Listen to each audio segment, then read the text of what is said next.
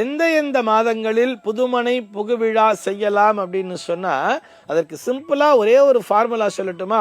ஆகாமாவை அப்படின்னு கொடுத்திருப்பா பஞ்சாங்கத்துல.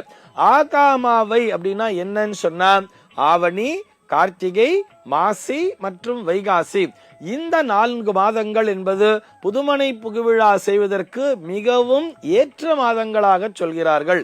மீண்டும் ஒருமுறை நினைவூட்டுகிறேன். ஆவணி, கார்த்திகை, மாசி மற்றும் வைகாசி இந்த 4 மாதங்களும் ஸ்திர மாதங்கள் என்ற பெயரிலே அழைக்கப்படுகின்றன. ஸ்திரம் அப்படின்னு சொன்னா நிலைப்புத்தன்மை அப்படிங்கிறது தெரியும் தானே நமக்கு.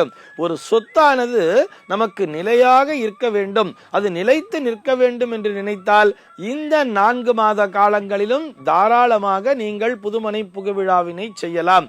அப்படி கிரகப்பிரவேசம் செய்யும் பொழுது அந்த சொத்தானது நமக்கு மட்டுமின்றி நம்முடைய பரம்பரைக்கே அது உதவிகரமாக அமையும் என்பதில் எந்த விதமான சந்தேகமும் இல்லை.